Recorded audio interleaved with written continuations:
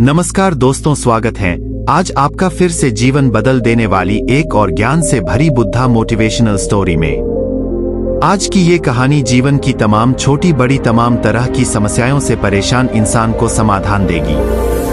Buddha moral story.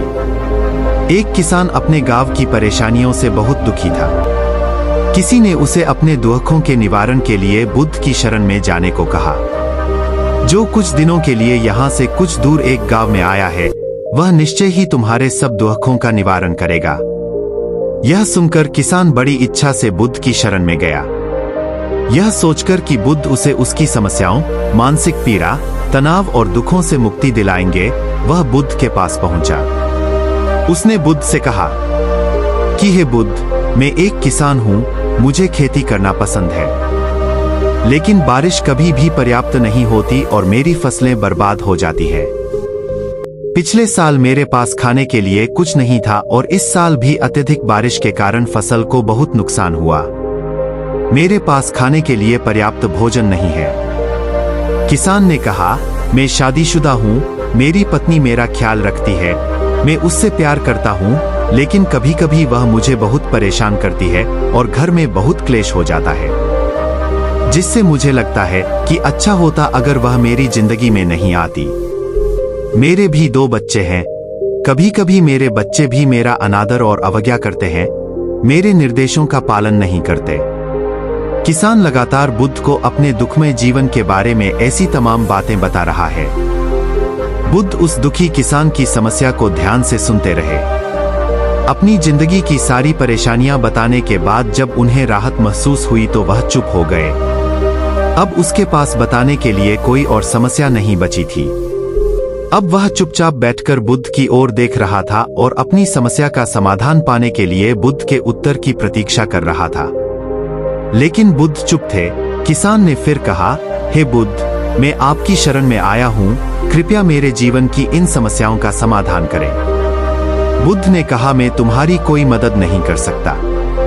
किसान आश्चर्यचकित होकर बोला, अरे यह आप क्या कह रहे हैं? सब कहते हैं कि आप सबके दुख दूर कर देते हैं, तो क्या तुम मेरी समस्याएं हल नहीं करोगे?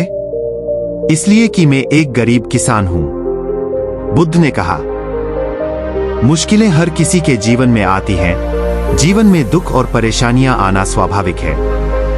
व्यक्ति के जीवन में अक्सर उसके कर्मों के अनुसार परिस्थितियां बदलती रहती हैं, जिससे सुख, दुख, निराशा और क्रोध आता है।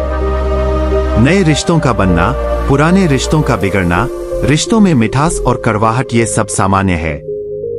यह जीवन का हिस्सा है और यह जीवन का चक्र है। हकीकत तो यह है कि हम सभी के जीवन में 83 प्रकार की कठिनाइयां हैं। इन कठिनाइयों का समाधान आप और मैं नहीं कर सकते, कोई नहीं कर सकता। जिंदगी और जिंदगी में बनने वाले रिश्ते स्थिर नहीं होते। एक दिन रिश्तेदार भी चले जाएंगे और जिंदगी भी खत्म हो जाएगी। लेकिन ये समस्याएं वैसे ही रहेंगी जैसे आज आपकी जिंदगी में हैं और कल किसी और की जिंदगी में होंगी। इस पर किसान अपना नियंत्रण खो देता है और क्रोधित हो जाता है और ऊंची आवाज में बुद्ध से कहता है कि हर कोई कहता है कि तुम्हें एक महात्मा, एक सिद्ध पुरुष, एक प्रबुद्ध व्यक्ति होना चाहिए।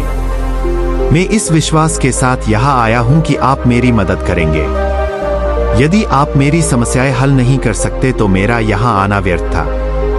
हर कोई झूठ बोलता है कि वे समस्याओं का समाधान करते हैं। आपने मेरी एक भी समस्या का समाधान नहीं किया। तुमसे अच्छे तो वह महात्मा हैं जो 2 वर्ष पहले मेरे घर आए थे। उन्होंने मेरे लिए यज्ञ कराया, दान दक्षिणा दिलवाई और मेरे मन को असीम शांति मिली। कुछ सुख भी बढ़े और कुछ दुख भी कम हुए। लेकिन तुमने मेरी कोई भी समस्या हल नहीं की। तुमने मुझे सीधे तौर पर मना कर दिया। बुद्ध ने कहा, क्या वह सब करने से जीवन के सारे दुख समाप्त हो गए? इतना कुछ करने के बाद भी अब आप इतने परेशान क्यों हैं? अब आप पहले से भी ज्यादा दुखों से घिर गए हैं। तात्पर्य यह है कि जीवन में दुख कभी समाप्त नहीं होते। किसान बोला, तो क्या मैं मान लूं कि तुम मेरी मदद नहीं कर सकते? यदि आप ऐसी छोटी छोटी बातों का समाधान नहीं कर सकते तो आपके उपदेशों का क्या लाभ? बुद्ध ने कहा, मैं तुम्हारी 84वीं समस्या का समाधान तो नहीं कर सकता, लेकिन हाँ, मैं तुम्हारी 84वीं समस्या का समाधान अवश्य कर सकता हूं। किसान आश्चर्यचकित हो गया और बोला, 84वीं समस्या क्या है बुद्ध ने कहा, यानी कि तुम अपने जीवन में कोई समस्या नहीं चाहते।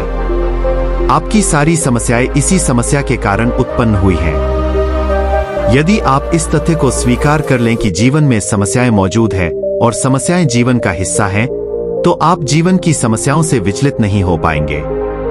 आप जीवन में आने वाली समस्याओं से विचलित हो जाते हैं क्योंकि आपको लगता है कि आप दुनिया के सबसे दुखी व्यक्ति हैं, जबकि सच्चाई यह है कि हर किसी को अपना दुख सबसे ज्यादा महसूस होता है। लेकिन जिस दिन आप यह समझने लगेंगे कि मेरा कष्ट अन्य लोगों की तुलना में बहुत कम है, उस दिन से कोई भी दुख आप पर प्रभाव नहीं डाल पाएगा। जब तक आप नहीं चाहेंगे कि आपके जीवन में कोई परेशानी न आए और आप हर दुख दर्द से बचे रहें, तो यह संभव नहीं है। ऐसे में छोटा सा दर्द भी आपको बेचैन कर देगा और आपकी मानसिक शांति भंग कर देगा। अगर आपके जीवन से परेशानियां पूरी तरह से दूर हो जाए, अगर आपको हर दिन हर पल बिना दुख और कठिनाइयों के जीवन जीने को मिलेगा, तो आप ज्यादा दिन तक ऐसा नहीं जी पाएंगे।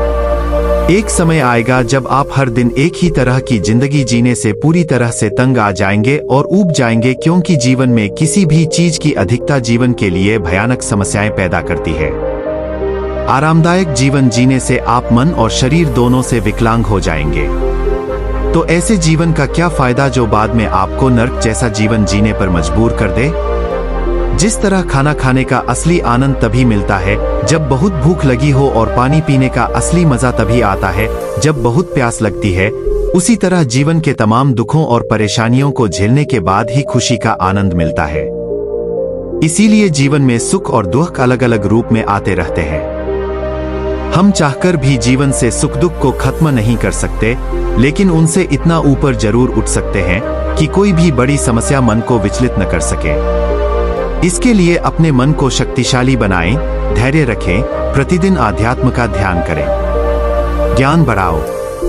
यह आपके जीवन की सभी समस्याओं का समाधान है। इसे जीवन की चतुर्मुखी समस्या का समाधान कहा जाता है। महात्मा बुद्ध का यह अद्भुत ज्ञान पाकर किसान संतुष्ट हो गया और उसका मन बिल्कुल हल्का हो गया। मन में जो समस्याएं परेशान कर रही थीं, उनके प्रति जिज्ञासा शांत हो गई।